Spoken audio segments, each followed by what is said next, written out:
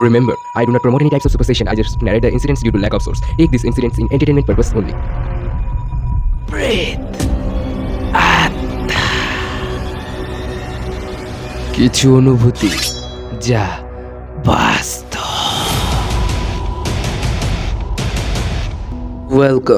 Welcome back. সকলকে স্বাগত জানাচ্ছি প্রেতাত্মা সিরিজের এপিসোড নাম্বার 29-এ। প্রেতাত্মা সিরিজ মানেই হারিম করার রাত 9টা। আসসালামু আলাইকুম ভাইয়া, কেমন আছেন? আশা করছি অনেক ভালো আছেন। ভাইয়া বলে সম্বোধন করলাম বিকজ এতদিন জানতাম না আপনার বয়স কত বা তোমার বয়স কত, তাই ভাইয়া বলে সম্বোধন করলাম। যেহেতু জানতে পেলাম তুমি আমার থেকে বয়সে অনেকই ছোট, তাই ভাইয়া বলে সম্বোধন করলাম, কিছু মনে করো না। চলে যাচ্ছে যে ঘটনা আমারই শোনা একটি দাদুর কাছ থেকে, আমার একজন নিকটতম আত্মীয় বলতে পারো, তার কাছ থেকে ঘটনাটা শোনা। ঘটনাটি একটু কালো জাদুর ঘটনা। আর কালো জাদুর ঘটনা তো অনেক ধরনের শুনেছো, বাট এই কালো জাদুর ঘটনাটা একদমই ভিন্ন স্বাদের। কোনো রকমের ক্লু ছাড়া যে একটি মানুষকে মেরে ফেলা যেতে পারে বা একটি বংশকে ধ্বংসের স্তূপে পরিণত করা যেতে পারে, এই ঘটনা তারই একটি উদাহরণ। শুরু করছি ঘটনা যেভাবে আমি শুনেছিলাম সেই দাদুর কাছ থেকে, সেভাবেই বলে শোনাচ্ছি। ঘটনাটি আমার ফুফুর চাচাতো বোনের সাথে ঘটে। বলার সুবিধার্থে আমি তাকে নিকনেম মারিয়া বলে সম্বোধন করছি। মারিয়া শৈশব থেকে অতি সরল মনের সুশ্লীল প্রকৃতির একটি মেয়ে। যৌবনে পা দেওয়ার সাথে সাথেই সেই রূপ যেন আরও সুন্দর হয়ে ওঠে। তার চেহারার গঠনাকৃতি জেল্লা প্রত্যেকটি যুবকের মন কাড়ে। ঘটনাক্রমে বলে রাখি, মারিয়ার মধ্যে এক অদ্ভুত এনার্জি ছিল, অর্থাৎ সে পজিটিভ এবং নেগেটিভ এনার্জির যে অস্তিত্ব, সেটাকে সে অদ্ভুতভাবেই জানান দিতে পারতো এবং সে বুঝতে পারতো যে এখানে পজিটিভ এনার্জির অস্তিত্ব আছে এবং এখানে নেগেটিভ এনার্জির অস্তিত্ব আছে। অর্থাৎ এনার্জির যে প্রেজেন্স লক্ষ্য করাটা, এটা তার মধ্যে এই এনথুজিয়াজম পাওয়ারটা ছিল। তো বিজ্ঞান ভিত্তিক সমাজ ছাড়া যে কুসংস্কারচ্ছন্ন সমাজে সেটাকে অদ্ভুতভাবেই যে এনথুজিয়াজম বা স্পিরিচুয়াল ম্যাটার্স বলবে, এটা একদমই বাস্তব। তো সবাই ভাবতো এটা আল্লাহর দেওয়া কোনো দান। তো যেখান থেকে ব্ল্যাক ম্যাজিকের ঘটনাটা শুরু হয়, সেটার ব্যাক স্টোরিটা একটু বলি। আমি এর আগেও বলেছি, মারিয়ার মধ্যে যে পজিটিভ এনার্জি এবং নেগেটিভ এনার্জি শনাক্তকরণের একটি এনার্জি অদ্ভুতভাবে ছিল, এবং সেই এনার্জি ছিল এটার পিছনে আরেকটা কারণ। তার প্রথম থেকেই ধরো মারিয়ার কোনো বিপদ হচ্ছে, এই বিপদ থেকে অদ্ভুতভাবে সে রক্ষা পেয়ে যেত।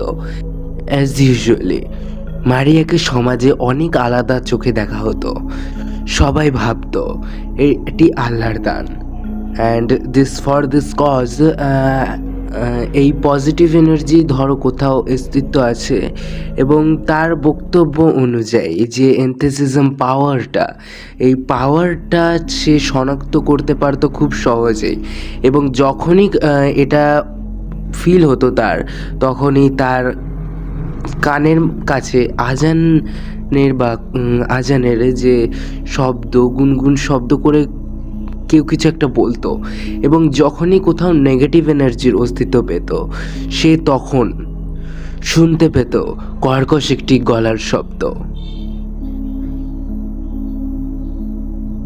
বাচ্চা বয়সে এটা বুঝতে না পারলেও যৌবন বয়সে এসে সে সেটা ফিল করতে পারে, এবং যৌবন বয়সে যেহেতু বলেছি তার রূপ একটি অন্যান্য মেয়েদের থেকে অনেক সুশ্লীল এবং অতি সরল মনের একটি মেয়ে ছিল, তাই জন্য সেই ব্ল্যাক ডেটা তার জন্য অপেক্ষা অবশ্যই হয়তো করেছিল। পাড়ারই কিছু ছেলেবেলে দ্বারা তাকে রেপ করা হলো। আইনি ব্যবস্থা নেওয়ার ফলেও যখন কিছু করা গেল না, ঘটনাক্রমে এখানে বলে রাখি, মারিয়ারই যে মারিয়ার দাদু বা নানা, সে ছিল একজন ব্ল্যাক ম্যাজিক আর্টিস্ট, অ্যান্ড এই ব্ল্যাক ম্যাজিক করার পক্ষে সে মতবাদ দিল যে যে তার নাতনিকে এই অশ্লীলভাবে অত্যাচার করেছে তাকে সে উচিত শিক্ষা দেবে এবং কিছু তন্ত্র মন্ত্র এবং উচ্চারণের দ্বারা সে এটি সম্পন্ন করবে। ঠিক পরের পূর্ণিমার রাতে এটি শুরু করা হবে। যথামতো 15 দিন পর পরের পূর্ণিমার রাত আসলো। পূর্ণিমার দিন যজ্ঞ সম্পন্ন করার পর অদ্ভুতভাবেই যে পাশের বাড়ির একটি ছেলে অদ্ভুতভাবেই অসুস্থ হয়ে পড়ে এবং পরের দিন সকালে কোনো রোগ ছাড়া বা কোনো রকম শারীরিক সমস্যা ছাড়াই সে মারা যায়। ইতিমধ্যে মারিয়ার সাথে আরও একটি ছেলে, অর্থাৎ ওই ছেলেগুলো না, আরও একটি ছেলে বাজে বিহেভিয়ার করতে থাকে। কিন্তু এখানে যে বলেছিলাম পজিটিভ এনার্জি কি তাকে অদ্ভুতভাবেই রক্ষা করে, তো এখানটা ব্ল্যাক ম্যাজিকের কোনো ফলাফল হয়নি।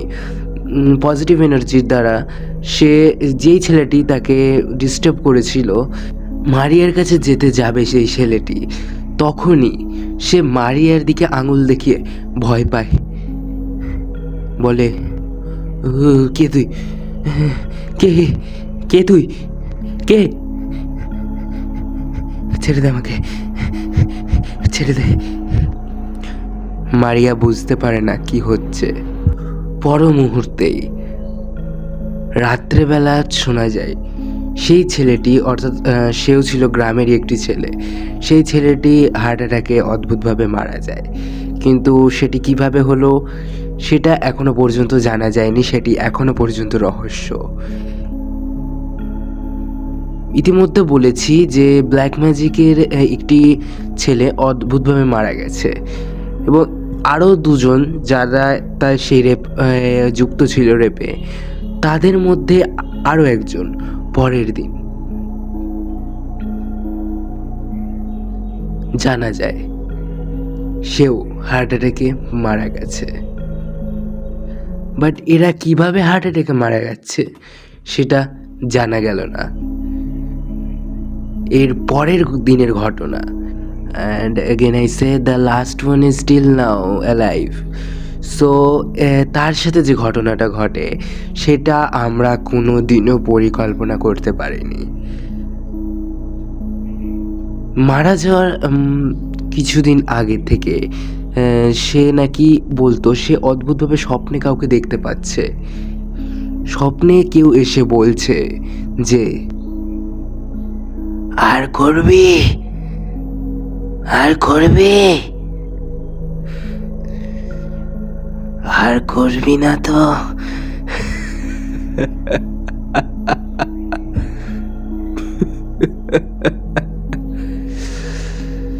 চোখ ঘেউলে নেব।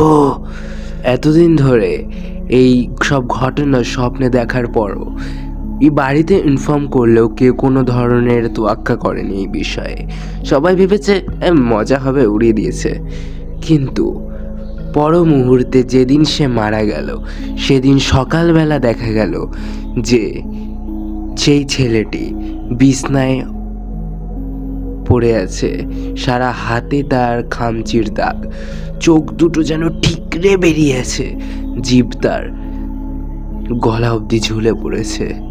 সে অদ্ভুত দৃশ্য, তার দেহ দেখে মনে হচ্ছে কেউ তার রক্ত চুষে খেয়ে নিয়েছে। এই সমস্ত ঘটনা, এরপর থেকে মারিয়ার দিকে কেউ কোনোভাবে খারাপ নজরে তাকায়নি বা সবাই তাকে at the side of god মানে এখনও পর্যন্ত তাকে আল্লাহর দান বলেই জানা হয়। তো এই ছিল ঘটনা ভালো লাগলে পড়ে শুনিও দাদা।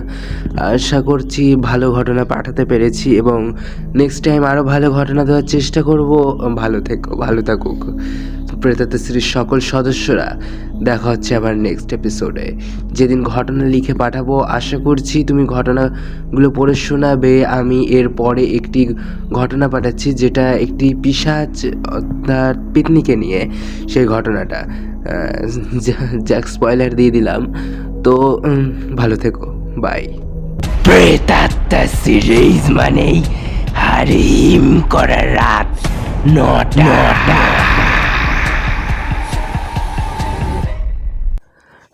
শুনছিলেন প্রেতাত্মা সিরিজের এপিসোড নাম্বার 29।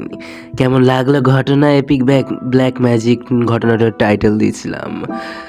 তো এই ঘটনাটিতে দুটো এনার্জির এন্থুসিয়াজম বলা আছে, যেটা একটি পজিটিভ এনার্জি, যে আমরা দেখলাম যে সেই ছেলেটি অদ্ভুতভাবে ভয় পেয়ে পালিয়ে গিয়েছিল, সেখানে হয়তো পজিটিভ এনার্জির ঘটনা আছে। এবং ব্ল্যাক ম্যাজিকের ঘটনা তো ওই 3জন মারা গেছিল, সেটা আপনারা অবশ্যই বুঝতে পেরেছেন। আমাদের এভাবে রকম আরও ঘটনা শুনতে চাইলে আমাদের অর্পণা ঝুলিকে প্রেতাত্মা সিরিজকে সাবস্ক্রিপশন করুন এবং নোটিফিকেশন বেল অন করে রাখুন সব ঘটনা সময় মতো পেয়ে যাওয়ার জন্য। ঘটনা পাঠাতে হলে মেসেজ করুন arpandeবনাথ99071524@gmail.com অথবা মেইল করতে পারেন হোয়াটসঅ্যাপে 9907152468 এই নাম্বারটিতে। ঘটনা ইনফর্ম অফ টেক্সট পিকচার আর ভয়েস মেসেজে আপনারা ঘটনা পাঠাতে পারেন। মনে রাখবেন, সব রকম ঘটনা এখানে শোনানো হয়, শুধু ঘটনা যেন